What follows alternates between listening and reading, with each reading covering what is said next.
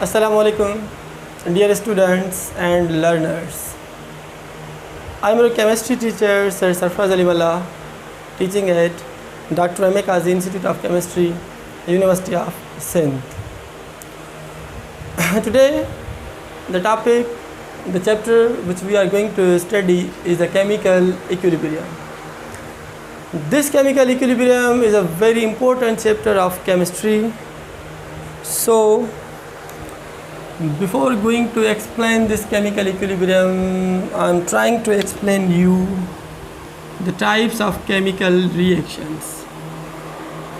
The number one reaction is the irreversible reaction. A reversible reaction. Irreversible reaction जिनमें नहीं होती chemical equilibrium. क्यों नहीं होती केमिकल इक्विलिब्रियम? क्योंकि ये जो इरिवर्सिबल रिएक्शंस होते हैं इन्हें हम शो करते हैं with the sign this single directional arrow. So these irreversible reactions are denoted with unidirectional single directional arrow. This arrow indicates that a reaction is an irreversible reaction. Due to this single directional arrow, these reactions, irreversible reactions, are also called one-way reaction or simply unidirectional reactions. So these reactions are one-way reaction. One-way means they can never be the back, just move in a forward direction. Only move in a forward direction. They will move only in a forward direction. Forward direction.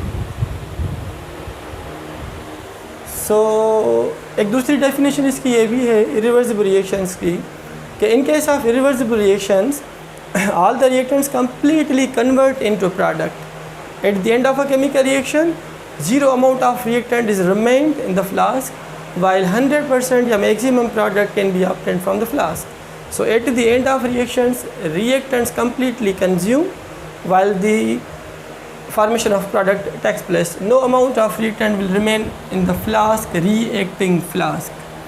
The second type of chemical reaction is a reversible reaction that is very much important, related to chemical equilibrium. So the second type of chemical reaction is a reversible reaction. ये जो reaction है बहुत ज़बरदस्त काम का, इसी को आगे हम कंटिन्यू करेंगे. ये रिवर्सिबल जो रिएक्शंस होते हैं इन्हीं के अंदर सिर्फ इक्विलिब्रियम होती है. So equilibrium can be achieved only in the reversible reactions. Irreversible reactions में केमिकल इक्विलिब्रियम नहीं होती. So these reversible reactions are denoted by double directional arrow. Double directional arrow. तो केमिकल रिएक्शन अगर हम लिखें कैसे पता चले ये इरिवर्सिबल रिएक्शन है या रिवर्सिबल रिएक्शन है, तो वो हमें पता चलता है फ्रॉम द एरो. अगर ये एरो यूज़ करते हैं तो रिएक्शन समझो वो केमिकल रिएक्शन जो है वो इरिवर्सिबल है. अगर डबल डायरेक्शनल एरो यहाँ पे लगा हुआ है, किसी भी रिएक्शन में लगा हुआ है, तो समझो वो रिएक्शन रिवर्सिबल टाइप का रिएक्शन है. माना वो फॉरवर्ड भी मूव कर सकता है, कुछ कंडीशंस के तहत वो बैकवर्ड भी मूव कर सकता है. माना forward as well as backward. Forward backward means two way reaction, both way reaction. Both way reactions या इन्हें हम टू वे रिएक्शंस भी कहते हैं. Two way. टू वे का मकसद क्या हुआ? Forward as well as backward reaction. ये जो एरो है टेल और ये इसका head means this reaction is a forward reaction. Forward and this arrow can be used for the backward one. बहुत इंपॉर्टेंट पॉइंट बताने की पॉइंट ये कि ये जो चैप्टर है केमिकल इक्विलिब्रियम, इनमें जो आगे जितने भी टॉपिक्स हमारे होंगे, equilibrium law of mass action, Le Chatelier's principle, उसकी एप्लीकेशंस, उन सब टॉपिक्स में जो हम रिएक्शंस पढ़ेंगे बच्चे वो सिर्फ रिवर्सिबल होगा. आगे इरिवर्सिबल रिएक्शंस की बात हम नहीं करेंगे क्योंकि ये बात बहुत important, this point is very much important that irreversible reactions में केमिकल इक्विलिब्रियम नहीं होती, जबकि इक्विलिब्रियम जो अचीव होती है वो सिर्फ रिवर्सिबल रिएक्शंस में होती है. तो याद करें कि हम आगे जो भी टॉपिक्स रिएक्शंस इंशाल्लाह डिस्कस करेंगे बिलोंग करेंगे with the reversible type of reactions. क्योंकि वर्ड मीनिंग अगर हम देखें, a means not, a means not plus reverse means back, ये कभी भी रिएक्शन बैक नहीं होंगे, सिर्फ फॉरवर्ड। तो रिवर्सिबल रिएक्शंस के बारे में कुछ और ख़ास बातें, अगर मैं सपोज़ कुछ यहाँ पे रिएक्शंस लिखूँ, जैसे रिएक्शन है नाइट्रोजन जब वो रिएक्ट करे विद द हाइड्रोजन और हमें मिल जाता है 2 moles of ammonia by the process of Haber process. तो nitrogen, hydrogen and ammonia, this reaction is the reversible reaction. Why this reaction is the reversible? This arrow हमें बताता है कि reaction is the reversible. Second one is suppose decomposition of hydrogen iodide, decomposition of hydrogen iodide, decomposition of hydrogen iodide gives us hydrogen and iodine, hydrogen and iodine. This arrow also indicate that this reaction is also a reversible reaction. The other reaction is, for example, PCl4 phosphorus pentachloride. It also decomposes to phosphorus trichloride plus chlorine gas. So जितने भी मैंने सारे यहाँ पे reaction लिखे हैं 3, this all are reversible reactions और इनमें केमिकल इक्विलिब्रियम हो सकता है, होता है। जबकि इरिवर्सिबल रिएक्शंस अगर मैं सपोज़ यहाँ पे लिखूँ, फॉर एग्जांपल एक रिएक्शन में यहाँ पे लिख रहा हूँ न्यूट्रलाइजेशन रिएक्शन, जैसे सोडियम हाइड्रोक्साइड जब रिएक्ट करे स्ट्रॉन्ग एसिड हाइड्रोक्लोरिक एसिड के साथ, तो हमें मिल जाता है सपोज सोडियम के ऊपर positive charge OH minus, hydrogen positive और क्लोरीन नेगेटिव। तो जब आयंस बनते हैं तो ये आयंस आपस में रिएक्ट करेंगे अपोज्ड आयंस के साथ, positive with negative, positive with negative. तो जैसे ये पॉजिटिव व नेगेटिव के साथ मिल जाएगा तो NaCl बन जाएगा यहाँ पर। उसी तरीके से ये पॉजिटिव इस नेगेटिव के साथ मिलेगा तो H2O पानी बन जाएगा। अब यहाँ पे ये जो एरो है सिंगल डायरेक्शनल एरो, ये हमें बताता है कि this reaction is a irreversible reaction. ये रिवर्स नहीं होगा, बैक नहीं होगा। क्यों बैक नहीं होगा? क्योंकि this reaction is ionic type of reactions and ionic type of reactions are very much fast. एक हमारा और चैप्टर है इसका नाम है केमिकल काइनेटिक्स, उसमें हम डिटेल में पढ़ेंगे इंशाल्लाह कि केमिकल रिएक्शन होता क्या है, उसके टाइप्स क्या होते हैं, फास्ट रिएक्शंस कौन से होते हैं, स्लो रिएक्शंस कौन से होते हैं, या मॉडरेट टाइप ऑफ रिएक्शंस कौन कौन से होते हैं, वो इंशाल्लाह हम पढ़ेंगे केमिकल काइनेटिक्स में। तो this is a chemical reaction. कौन सा रिएक्शन है, इरिवर्सिबल या रिवर्सिबल? ये एरो बता रहा है, सिंगल डायरेक्शनल एरो हमें बता रहा है कि this reaction is a irreversible reaction. क्यों? कि इसमें सारे रिएक्टेंट्स कम्प्लीटली कन्वर्ट हो जाएंगे into product. There will be no amount of reactant at the end of a chemical reaction in the flask. और ये जो साल्ट है NaCl, table salt plus water, दोनों आपस में कंबाइन होकर सोडियम हाइड्रोक्साइड और हाइड्रोक्लोरिक एसिड इसी टाइम यहाँ पे स्पॉन्टेनियसली रिएक्ट करके दोबारा नहीं बनाएंगे इस रिएक्शन में। तो इसीलिए this reaction can never be back. कुछ ऐसे प्रेसिपिटेशन रिएक्शंस होते हैं, जैसे फॉर एग्जांपल अगर मैं लिखूँ sodium nitrate, silver nitrate for example, AgNO3 plus NaCl। अब यहाँ पे भी वही चीज़ कि जब कंपाउंड्स डिसोसिएट होते हैं into ions, specially ionic compounds, silver positive, nitrate ion negative, positive and negative, जब आयंस बनेंगे अनस्टेबल होते हैं, मोर रिएक्टिव होते हैं, कंपाउंड्स बनाना चाहते हैं विद हेल्प ऑफ बॉन्ड्स, तो Ag सिल्वर कंबाइन हो जाएगा positive with negative, means AgCl plus positive with negative 1, तो NaNO3 सोडियम नाइट्रेट। अब यहाँ पे जो AgCl है, सिल्वर क्लोराइड, ये भी साल्ट है, NaCl भी साल्ट है। तो NaCl is a highly soluble salt in the water, while this AgCl is a slightly soluble salt in the water, yeah, it is sparingly soluble in the water. A little amount of AgCl will be soluble in the water, remaining amount will be in the form of precipitates, will be in the form of precipitates। अब यहाँ पर बन जाएंगे AgCl के precipitates। अब ये AgCl के precipitates जो बन गए aqueous फॉर्म में नीचे पड़े हुए हैं, वो दोबारा NaNO3 सोडियम नाइट्रेट के साथ कंबाइन होकर रिएक्शन को रिवर्स नहीं करेंगे। तो ये भी रिएक्शन क्या हुआ, precipitation formation is irreversible reaction, ionic reaction, neutralisation reaction between base and acid, formation of salt and water. This neutralisation reaction is also a irreversible reaction, it is not a reversible reaction.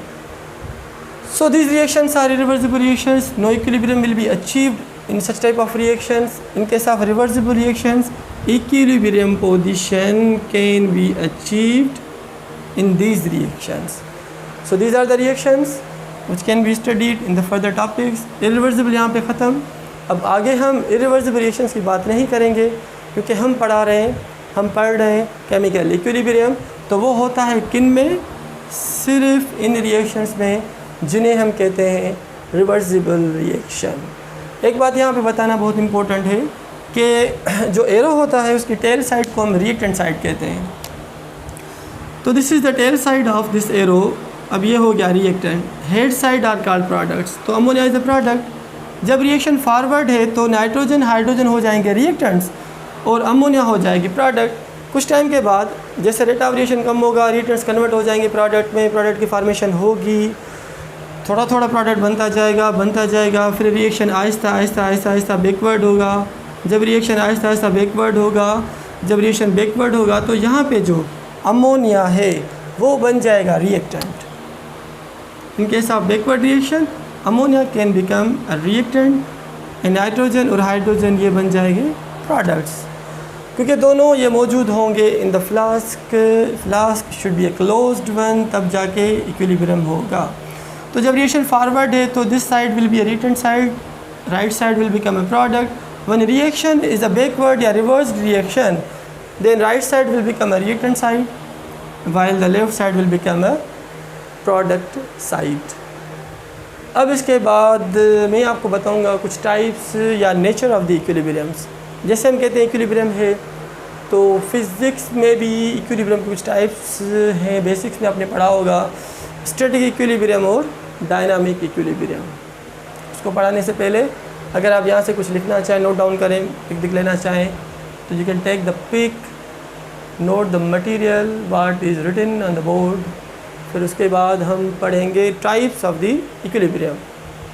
Number 1 is a static equilibrium while the second one is a dynamic equilibrium. फिर मैं आपको ये बताऊंगा कि हमारे chemistry में जो equilibrium हम पढ़ते हैं वो इक्विलिब्रियम किस टाइप की है, स्टैटिक है या डायनामिक. विद द प्रूफ थोड़ी देर के बाद हम वो चीज़ डिस्कस करेंगे. तो मिटा रहा हूँ अब ताकि दूसरा मटेरियल में लिख सकूं और आप स्टूडेंट्स को नॉलेज दे सकूं जितनी मेरे पास है.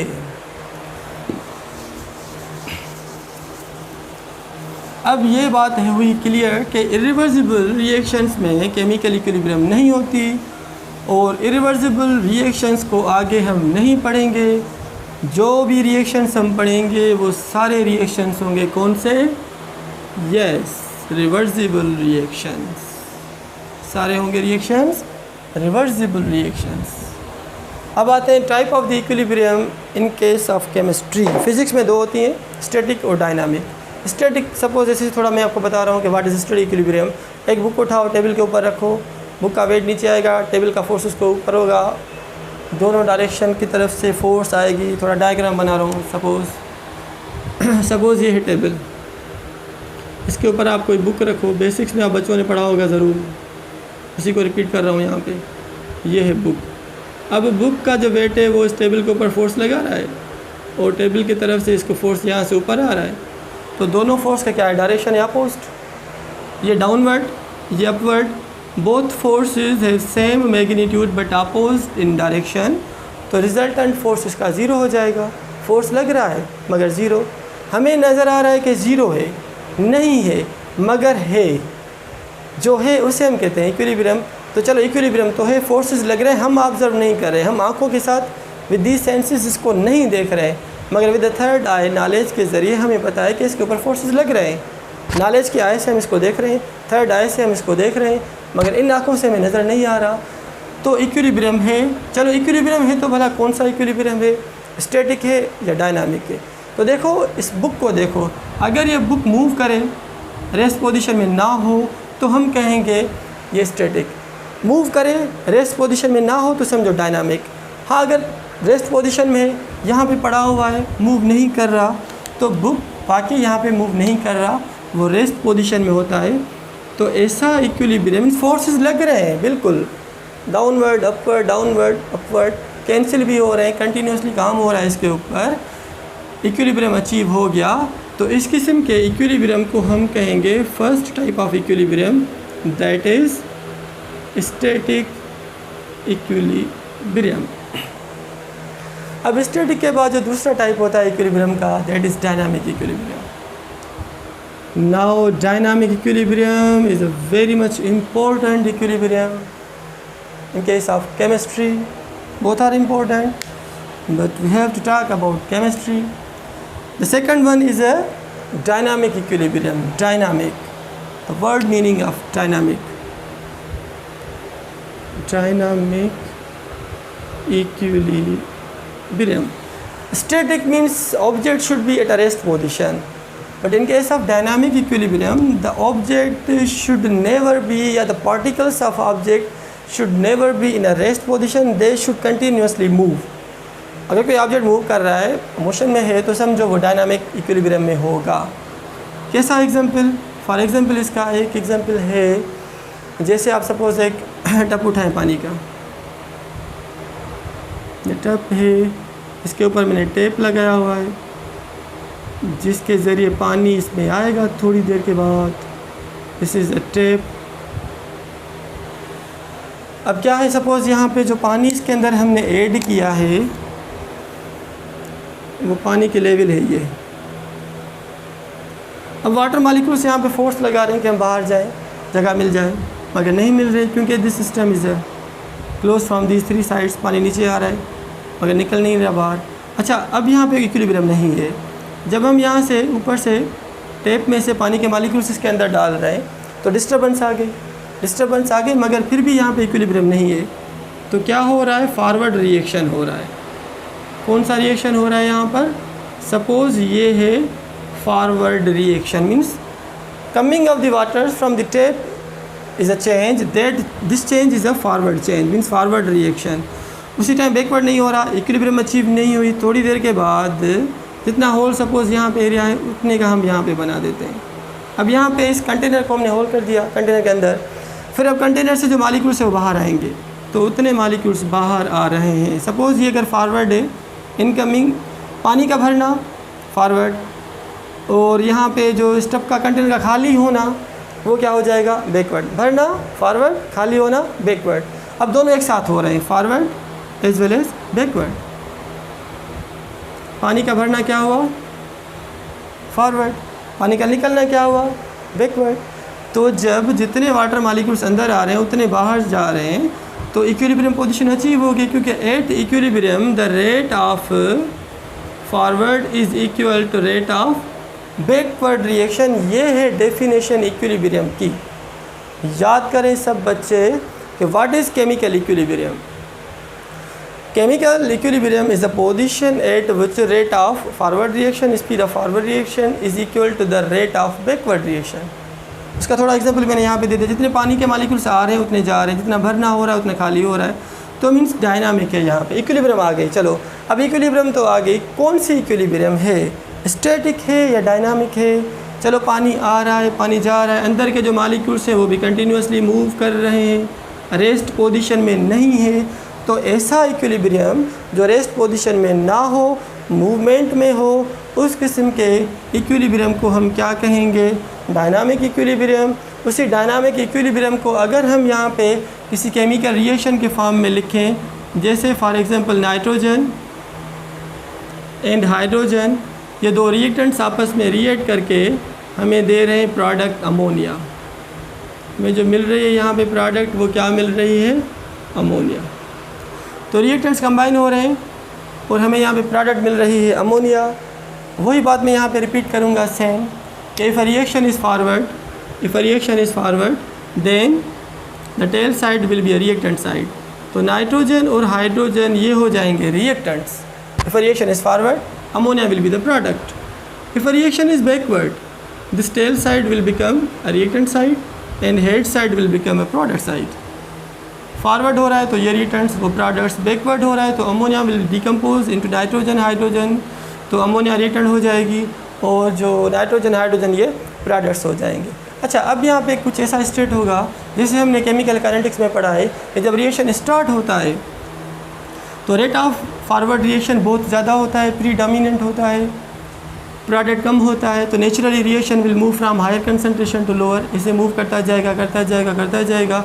जैसे रिटर्न्स कंज्यूम होंगे विथ रेस्पेक्ट टू टाइम, उसी टाइम फॉर्मेशन ऑफ प्रोडक्ट होगी विथ रेस्पेक्ट टू टाइम। यही तो होता है रेट ऑफ रिएक्शन, कि decrease in the concentration of reactants with respect to time या increase in the concentration of product with respect to time, जिसको generally हम क्या कहते हैं, change in concentration per unit time. तो यहाँ पे चेंज आ रही है, रिएक्शन स्टार्ट हो गया है, रिटर्न्स कन्वर्ट हो रहे हैं प्रोडक्ट में, अमोनिया बन रहा है, फिर थोड़ा थोड़ा अमोनिया बन गया, दोबारा वो डिकम्पोज हो रहा है, हमें मिल रहा है नाइट्रोजन और हाइड्रोजन। तो फ्लास्क के अंदर, कंटेनर के अंदर दोनों मौजूद हैं। ऐसे नहीं कि सारे नाइट्रोजन हाइड्रोजन कंबाइन हो गए, अमोनिया बन गया और रिटर्न्स ख़त्म हो गए, सिर्फ हमें मिल गया प्रोडक्ट, रिएक्शन एंड हो गया, स्टॉप हो गया। याद करें, reversible reactions never goes to completion, कभी कंप्लीट नहीं होते। क्यों नहीं होते कंप्लीट? क्योंकि सारे रिएक्टेंट्स कंप्लीटली कन्वर्ट प्रोडक्ट में नहीं हो रहे, वो मौजूद होते हैं इन द फ्लास्क।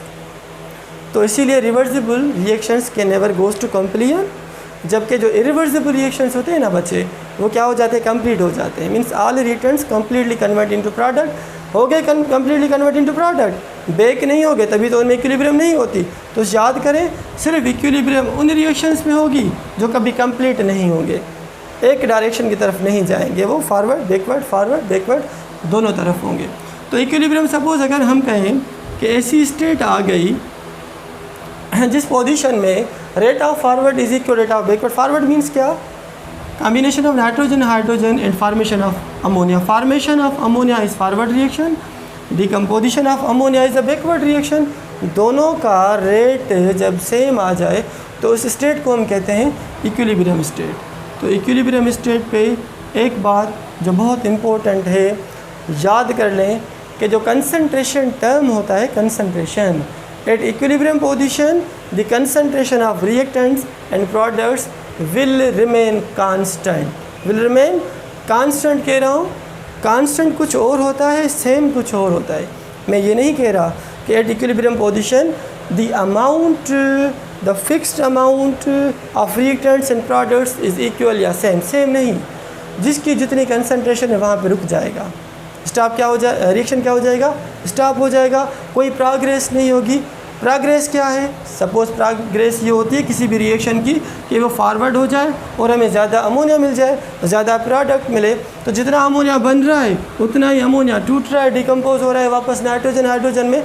तो याद करें, this line is very much important कि at equilibrium position there will be no progress, कोई प्रोग्रेस नहीं है। जितना बन रहा है अमोनिया उतना ही अमोनिया डिकम्पोज हो रहा है। तो इसीलिए हम कहते हैं कि at equilibrium position the rate of forward reaction is equal to the rate of backward reaction. जितना अमोनिया बन रहा है उतना ही अमोनिया डिकम्पोज हो रहा है। तो रिवर्सिबल रिएक्शंस के अंदर सिर्फ इक्विलिब्रियम होगा, इरिवर्सिबल में नहीं। वही बात मैं आपको रिपीट कर रहा हूँ कि हमारे यहाँ जो केमिस्ट्री में हम पढ़ते हैं इक्विलिब्रियम, वो स्टैटिक नहीं है, वो डायनामिक है। वही चीज़ मैं आप बच्चों को बता रहा था कि जो नाइट्रोजन हाइड्रोजन के मॉलिक्यूल्स हैं कंटिन्यूसली रिएक्ट करते रहते हैं, स्टॉप नहीं होते। प्रोडक्ट की फॉर्मेशन भी हो रही है, अच्छा जो जितनी बन गई अमोनिया फिर वो दोबारा डिकम्पोज हो रही है, तो उसके मॉलिक्यूल्स भी कंटिन्यूसली मूव कर रहे हैं, वो रेस्ट पोजीशन में नहीं है। तो प्रोडक्ट भी टूट रही है, बन भी रही है, टूट भी रही है, बन भी रही है, टूट भी रही है। तो means reaction is continuously moving and moving type of equilibrium is called dynamic equilibrium. तो chemical equilibrium which belongs to chemistry is 100% totally dynamic in nature. Static equilibrium chemistry में नहीं है। तो केमिस्ट्री के अंदर जो हम पढ़ते हैं केमिकल इक्विलिब्रियम वो है डायनामिक इक्विलिब्रियम। जैसे मैंने यहाँ पे कहा ना, मॉलिक्यूल्स आ रहे हैं, जा रहे हैं, आ रहे हैं, फ्लो हो रहा है, मूवमेंट हो रही है। तो this type of equilibrium is a dynamic. Same cases है कि रिटर्न मॉलिक्यूल्स, प्रोडक्ट मॉलिक्यूल्स आपस में रिएक्ट हो रहे हैं, कन्वर्ट हो रहे हैं, रिटर्न हो रहे हैं, कन्वर्ट हो रहे हैं, रिएक्शन हो रहा है। तो इस इक्विलिब्रियम को हम कहेंगे डायनामिक इक्विलिब्रियम। तो basics knowledge of chemical equilibrium क्या है, इरिवर्सिबल रिएक्शन क्या है, रिवर्सिबल रिएक्शंस क्या होते हैं, उनके कुछ टाइप्स मैंने आपके साथ डिस्कस किए। अब इसके बाद जो मोस्ट इंपॉर्टेंट टॉपिक वो ये है इक्विलिब्रियम लॉ। इक्विलिब्रियम लॉ, या जिसका दूसरा नाम होता है लॉ ऑफ मास एक्शन। तो भले आप यहाँ से कुछ पॉइंट लिखें, नोट डाउन करें, और उसके बाद हम स्टार्ट करेंगे law of mass action, equilibrium law. मगर एक पॉइंट और है कि जैसे सपोज़ मैंने यहाँ पे लिखा, इसी को अगर हम फिज़िकल केमिस्ट्री में जैसे हम पढ़ाते हैं ना, फिज़िकल केमिस्ट्री में ग्राफिकल रिप्रेजेंटेशन होनी चाहिए।